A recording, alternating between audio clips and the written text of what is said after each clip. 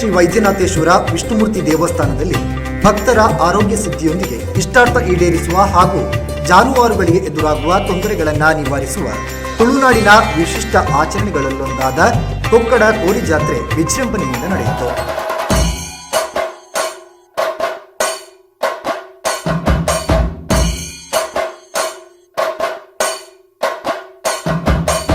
ಇನ್ನು ತುಳುನಾಡಿನ ಹಿಂದಿನ ಧಾರ್ಮಿಕ ಸಂಪ್ರದಾಯದಂತೆ ಗುತ್ತಿನ ಮನೆಯಿಂದ ಜಾನುವಾರುಗಳನ್ನು ಮೆರವಣಿಗೆಯಲ್ಲಿ ದೇವಾಲಯಕ್ಕೆ ಕರೆತರಲಾಯಿತು. ದೇವಸ್ಥಾನದಲ್ಲಿ ದೇವರ ಒಪ್ಪಿಗೆ ಪಡೆದು ಮತ್ತೆ ಈ ಜಾನುವಾರುಗಳನ್ನು ಬ್ಯಾಂಡ್, ವಾಲಗ, ಕೊರಗಭೂತಗಳ ಮೆರವಣಿಗೆಯ ಸಮೇತ ಕೋರಿಗದ್ದೆಗೆ ಇಳಿಸಲಾಯಿತು. ಈ ಸಂದರ್ಭ ಹರಕೆಗಾಗಿ ಊರ ಪರವೂರಿನಿಂದ ಕರೆತಂದಿದ್ದ ಜಾನುವಾರುಗಳನ್ನು ಗದ್ದೆಯಲ್ಲಿ ಇಳಿಸಿ ಹರಕೆ ಸಲ್ಲಿಸಲಾಯಿತು. ಸಾವಿರಾರು ಜನ ಭಕ್ತಾದಿಗಳು ಈ ಕಾರ್ಯಕ್ರಮದಲ್ಲಿ ಭಾಗಿಯಾದರು.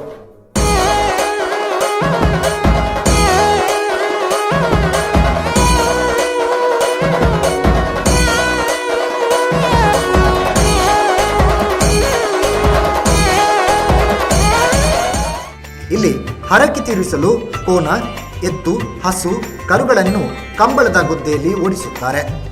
ಅನಾರೋಗ್ಯದ ಸಂದರ್ಭದಲ್ಲಿ ಹರಕೆ ಹೊತ್ತವರು ಕಂಬಳಕ್ಕೆ ಸುಪ್ಪು ಹಾಕುತ್ತಾರೆ. ಇದೇ ಕೋರಿ ಜಾತ್ರೆ ವಿಶೇಷ. ಈ ವರ್ಷವೂ ಅನೇಕ ಭಕ್ತರು ತಮ್ಮ ಹರಕೆಗಳನ್ನು ಈಡೇರಿಸಿ ವೈದ್ಯನಾಥನ ದರ್ಶನವನ್ನ ಪಡೆದರು.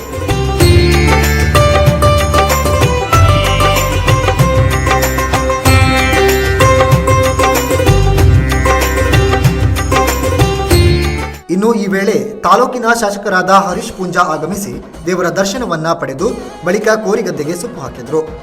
ಈ ವೇಳೆ ಮಾತನಾಡಿದ ಅವರು, ದಕ್ಷಿಣ ಕನ್ನಡ ಜಿಲ್ಲೆಯಲ್ಲಿಯೇ ಪ್ರಸಿದ್ಧಿ ಪಡೆದಿರುವಂತಹ ಈ ಕೊಕ್ಕಡ ಕೋರಿ ಜಾತ್ರೆ ಜಾನುವಾರುಗಳಿಗೆ ಹಾಗೂ ಎಲ್ಲ ಭಕ್ತರ ರೋಗಗಳನ್ನು ಗುಣಪಡಿಸುವಂತಹ ಶಕ್ತಿಯು ಈ ವೈದ್ಯನಾಥನಿಗೆ ಇದೆ ಎಂದರು.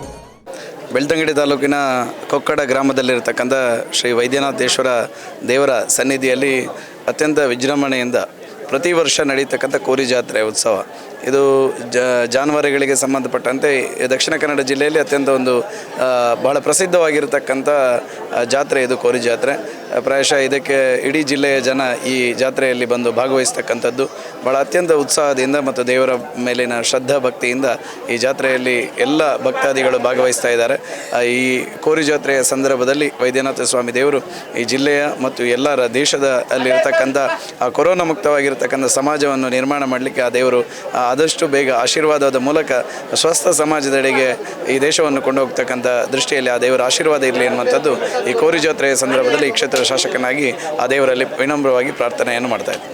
ಈ ಸಂದರ್ಭದಲ್ಲಿ ಶಾಸಕ ಹರೀಶ್ ಪೂಂಜಾ, ಕೊಕ್ಕಡ ಸಹಕಾರಿ ಸಂಘದ ಅಧ್ಯಕ್ಷ ಕುಶಾಲಪ್ಪ ಗೌಡ, ಧರ್ಮಸ್ಥಳ ಬಿಜೆಪಿ ಮಹಾಶಕ್ತಿ ಕೇಂದ್ರದ ಅಧ್ಯಕ್ಷ ಯೋಗೀಶ್ ಅಲಂಬಿಲ, ಕೊಕ್ಕಡ ಬಿಜೆಪಿ ಶಕ್ತಿ ಕೇಂದ್ರದ ಅಧ್ಯಕ್ಷ ಜನಾರ್ದನ ಮೊದಲಾದವರು ಕಾರ್ಯಕ್ರಮದಲ್ಲಿ ಭಾಗವಹಿಸಿದರು.